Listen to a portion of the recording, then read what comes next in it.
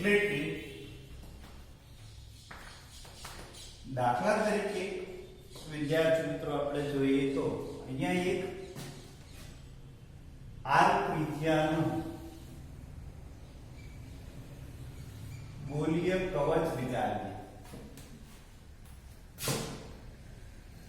આ કવચનું કેન્દ્ર એક કાર્ટેશિયન યામ પદ્ધતિનો ઉદ્ગમ બિંદુ બને એ રીતે આપણે એક ગોળીય કવચ વિચારીએ. અહીં વિદ્યાર્થી મિત્રો કાર્ટેશિયન યામ પદ્ધતિના ઉદ્ગમ બિંદુ પર એક q વીજભાર મૂકીએ, બિંદુવત વીજભાર q.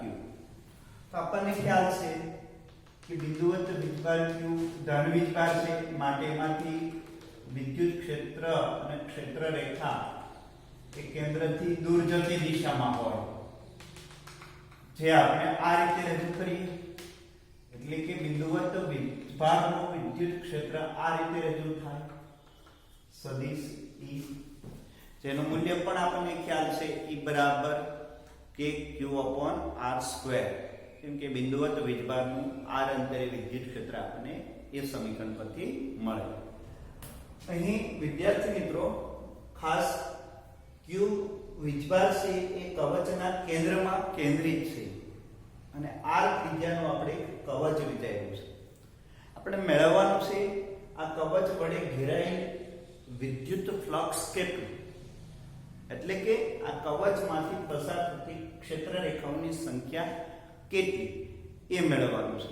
તો એ મેળવવા માટે આપણે સૌપ્રથમ તો આ કવચ પર સૂક્ષ્મ પૃષ્ઠખંડ વિચારીએ. અલગ અલગ સૂક્ષ્મ પૃષ્ઠખંડ વિચારીએ. સમગ્ર પૃષ્ઠ પર આવા સૂક્ષ્મ પૃષ્ઠખંડ વિચારીએ. તો આ સમગ્ર પૃષ્ઠ પરના અસંખ્ય પૃષ્ઠમાંથી એક સૂક્ષ્મ પૃષ્ઠ આપણે એ ધ્યાનમાં લઈએ. એ સૂક્ષ્મ પૃષ્ઠને આપણે dA સદિશ વડે દર્શાવીએ. એટલે કે આ સૂક્ષ્મ પૃષ્ઠને રજૂ કરતો પૃષ્ઠ સદિશ એને આપણે dA સદિશ વડે રજૂ કરીએ અને એ બિંદુએથી પસાર થતું વિદ્યુત ક્ષેત્ર અથવા તો તે બિંદુએ ક્ષેત્રની તીવ્રતા સદિશ E વડે દર્શાવીએ. હવે હાલ પ્રથમ આપણે આ સૂક્ષ્મ પૃષ્ઠમાંથી પસાર થતી ક્ષેત્ર રેખાઓની સંખ્યા એ જોવાની છે.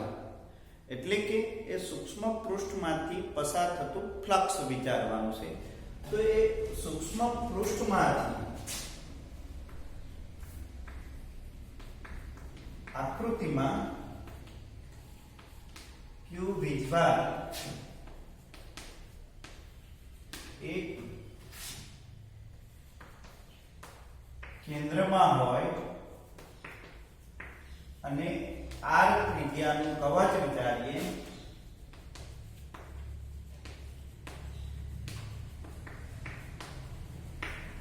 તો આ કવચમાંથી પસાર થતું વિદ્યુત ફ્લક્સ મેળવવા માટે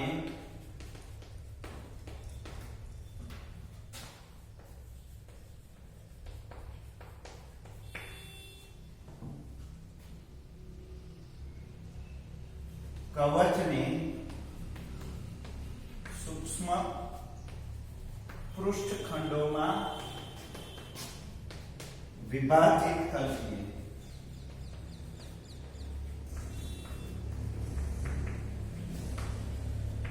એમાંથી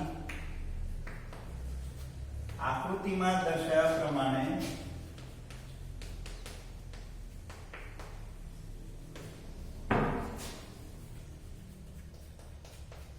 એક dA સૂક્ષ્મ પૃષ્ઠખંડ ધ્યાનમાં લઈએ.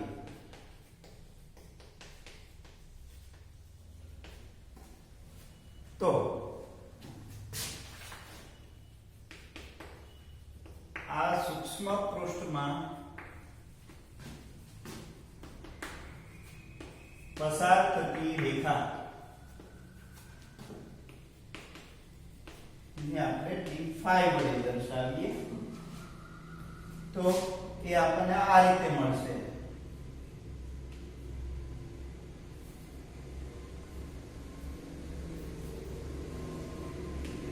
Dot D. પરંતુ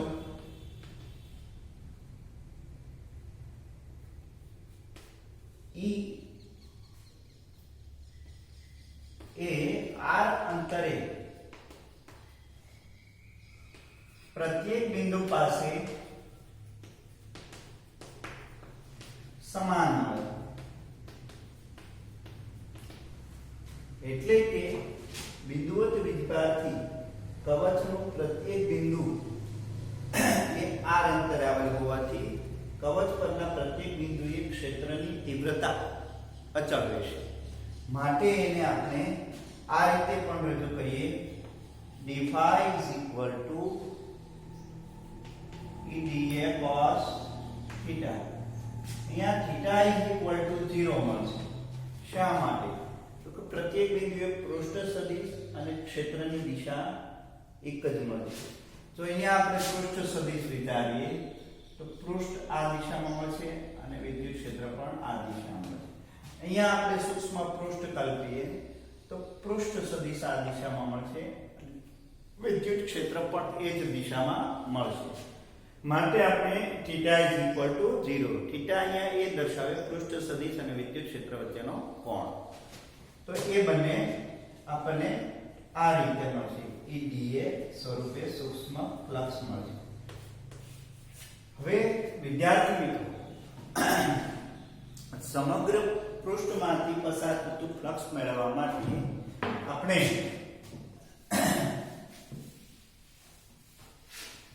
આપેલ સમીકરણનો ઉપયોગ કરીએ. તો અહીંયા આપણે આ કિંમત મૂકીએ.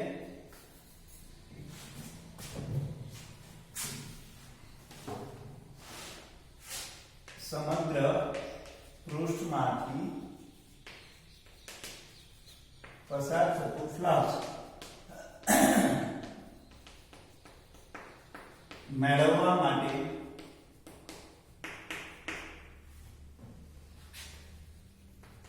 આપેલ સમીકરણનું પૃષ્ઠ સંકલન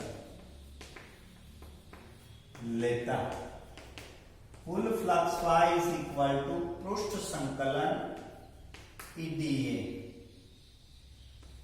એમાં હમણાં જ આપણે કીધું તે પ્રમાણે વિદ્યુત ક્ષેત્ર સમાન મૂલ્યનું મળે એટલે આપણે એને અચળ તરીકે લઈએ અને બહાર લઈએ તો પૃષ્ઠ સંકલન DA મળે આપણને.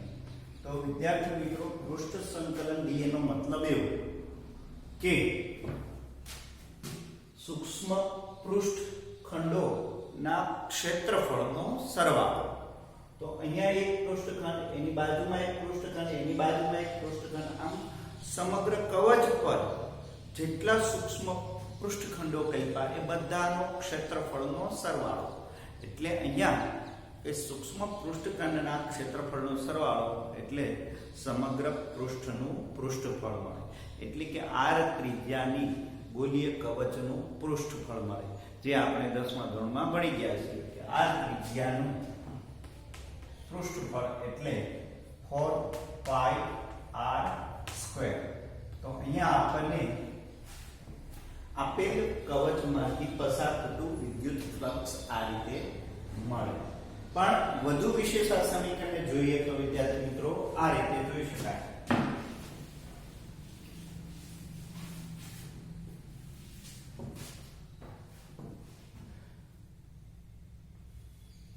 અહીં બિંદુવત વીજભારનું વિદ્યુત ક્ષેત્ર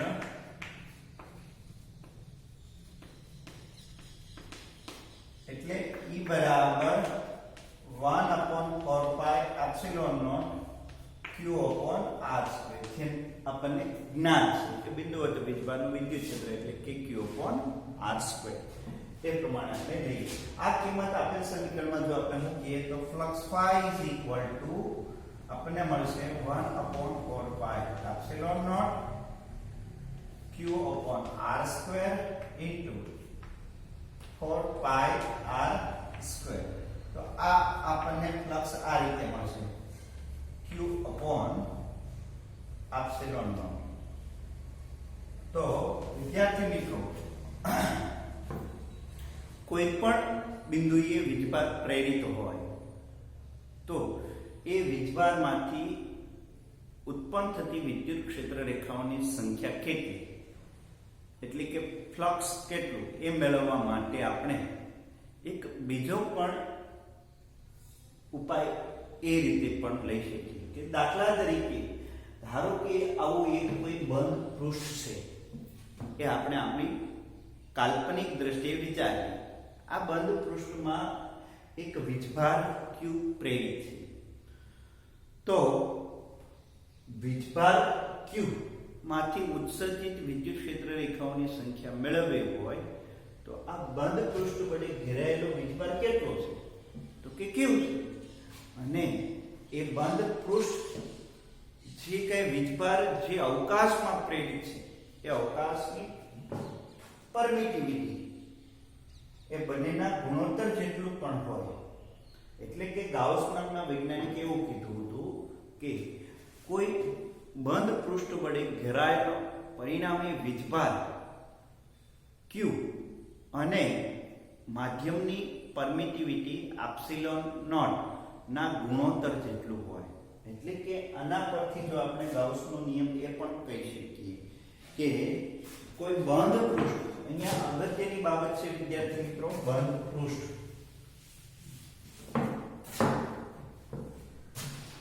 તો ગાઉસનું પ્રમેય આ રીતનું છે.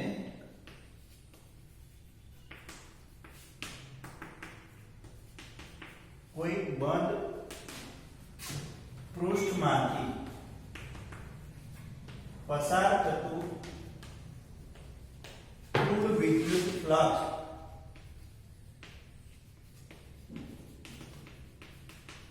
એ બંધ પૃષ્ઠ વડે ઘેરાયેલ પરિણામી વીજભાર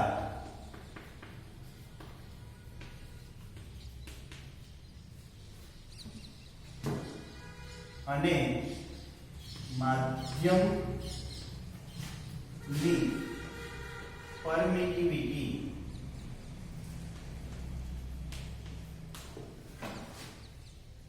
ના ગુણોત્તર જેટલું હોય.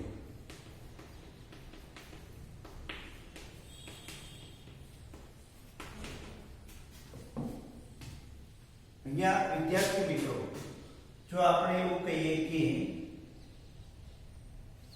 ફ્લક્સ phi ઘેરાયેલું કુલ વિદ્યુત flux phi is equal to summation q upon epsilon naught, જ્યાં summation q એ ઘેરાયેલો પરિણામી વીજભાર છે.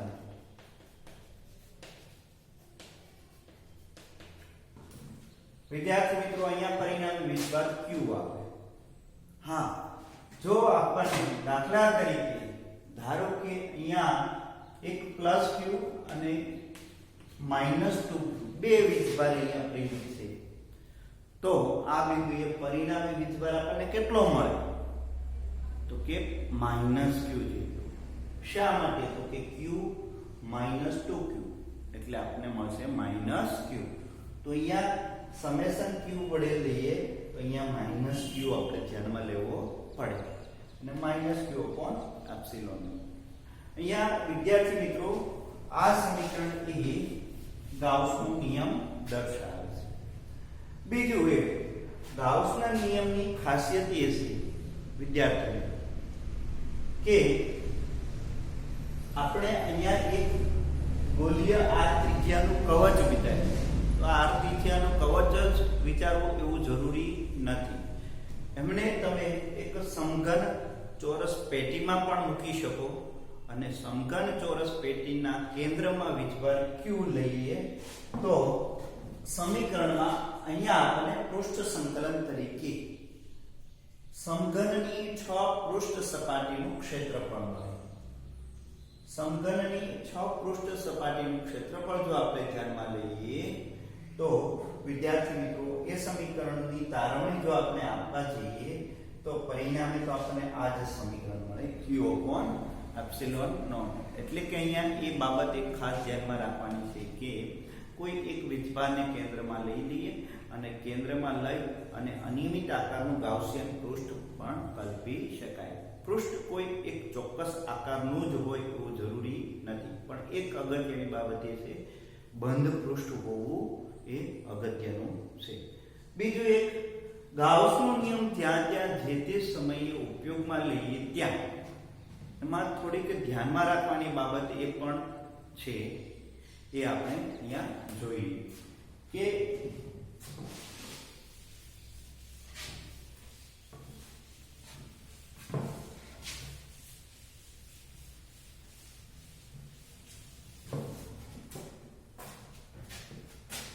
ધારો કે અહીંયા બિંદુવત વીજભાર q1 q2 q3 q4 અને q5 આવી રીતે વિતરિત છે વીજભાર. હવે આ બધા વીજભારો વડે વિદ્યુત ક્ષેત્ર પ્રેરિત થાય. બધા વીજભારો વડે એટલે કે આટલા ક્ષેત્રમાં આપણને એ વિદ્યુત ક્ષેત્ર મળે. હવે આ વિદ્યુત ક્ષેત્ર એ કયું છે તો કે આ બધા વીજભાર વડે ઉત્પન્ન થતું પરિણામી વિદ્યુત ક્ષેત્ર છે. પરિણામી વિદ્યુત ક્ષેત્ર શા માટે તો કે આમાં ધારો કે q1 અને q2 q3 આ ત્રણ વીજભાર પ્લસ વીજભાર છે અને આ બે વીજભાર માઈનસ વીજભાર છે. તો આપણને ખ્યાલ છે કે વિદ્યુત ક્ષેત્ર આમનું કેન્દ્ર તરફનું હોય છે, આમનું કેન્દ્રથી દૂર જતું હોય છે.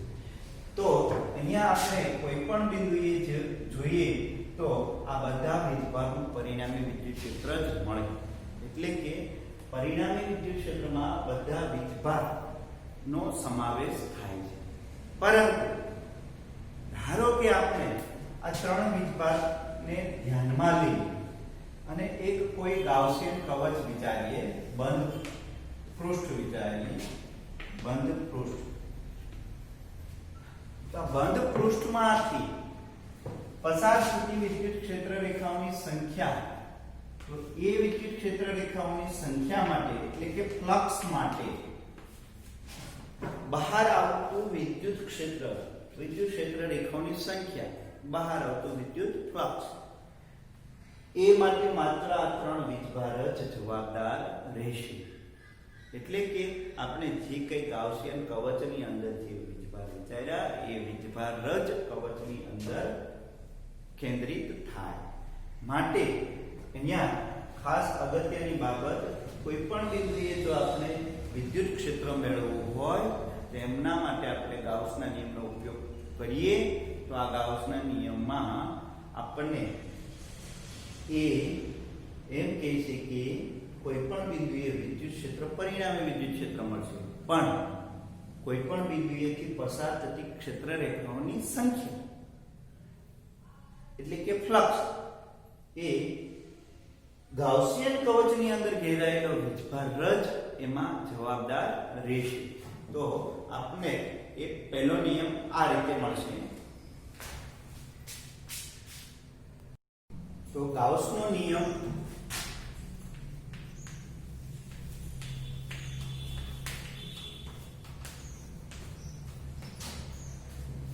આપણને આ રીતે મળ્યો. બંધ પૃષ્ઠ વડે ઘેરાયેલું ક્ષેત્ર કુલ ફ્લક્સ એ ક્ષેત્રનું બંધ પૃષ્ઠ પર પૃષ્ઠ સંકલન અથવા બંધ પૃષ્ઠ વડે ઘેરાયેલો પરિણામી વીજભાર અને એપ્સિલોન નોટ ના ગુણોત્તર જેટલું હોય. એટલે બે સમીકરણ વડે આપણે ફ્લક્સ મેળવી શકીએ. આપેલ સમીકરણ વડે મળી શકે અને આપેલા સમીકરણ વડે પણ ફ્લક્સ મળી શકે. એમાં એક કે કોઈ પણ બંધ પૃષ્ઠ કલ્પીએ તો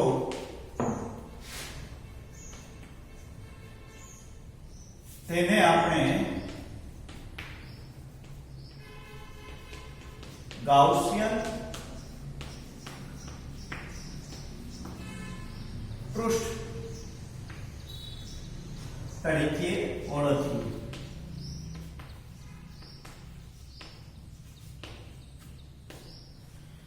એટલે કે ગાઉસિયન પૃષ્ઠ એટલે કે કોઈ પણ બિંદુએ કોઈ પણ આકારનું બંધ કવચ વિચારી શકીએ.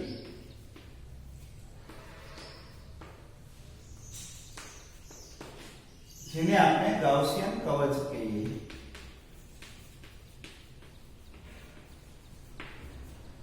ત્રિપરિમાણમાં અનિયમિત આકારનું બંધ કવચ, લંબઘન એને પણ બંધ કવચ કહીએ, ગોળાકાર કવચ એને પણ બંધ કવચ કહીએ, અને લંબચોરસ રૂમ હોય એમાં કોઈ વીજભાર મૂકી એને પણ એક કવચ તરીકે લઈએ.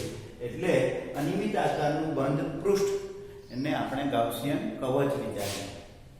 તો આ કવચ કોઈ પણ આકારે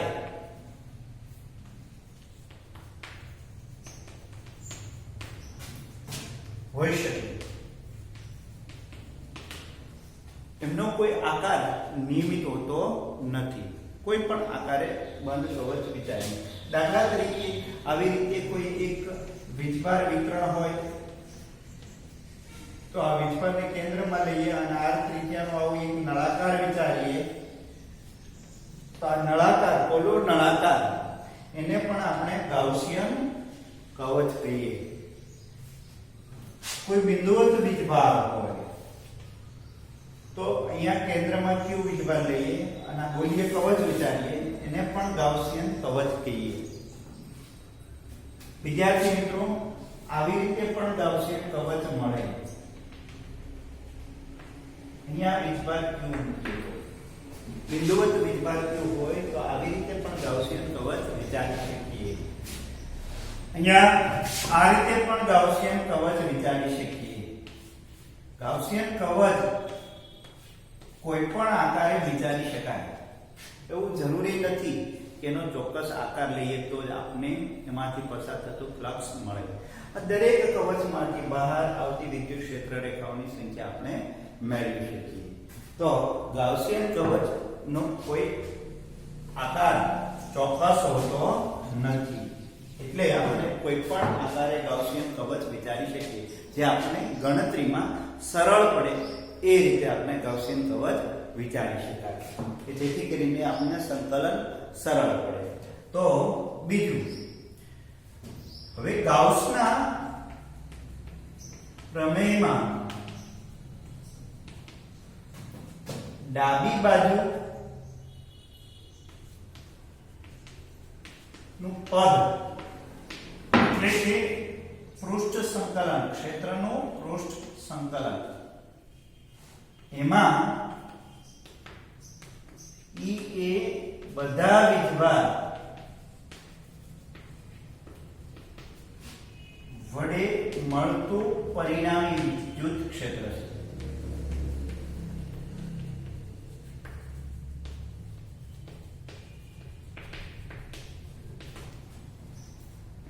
જ્યારે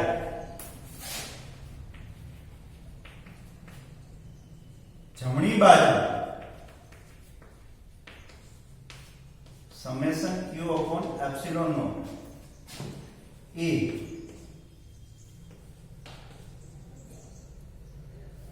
માત્ર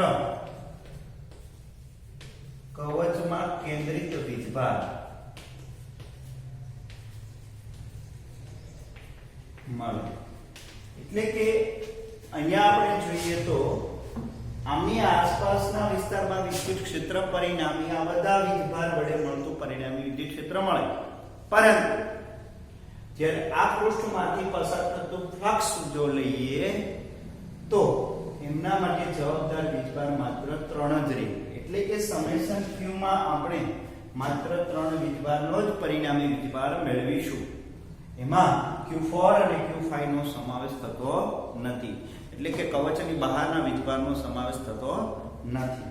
તો આ બે બાબત આપણે ખાસ ધ્યાનમાં રાખવાની છે. એક ખાસ ગાઉસનો નિયમ કોઈ પણ અભ્યાસ માટે ઉપયોગમાં લઈએ ત્યારે એ બંધ પૃષ્ઠ હોવું અગત્યનું છે અને એ બંધ પૃષ્ઠ અનિયમિત આકારનું હોય એ પણ જરૂરી છે. કોઈ પણ ચોક્કસ આકારે હોતું હોય એવું જરૂરી નથી. તો આ રીતે આપણને એક વિદ્યુત ક્ષેત્ર અને એ બંધ પૃષ્ઠ વડે કરેલા ફ્લક્સ પરથી મેળવી શકાય.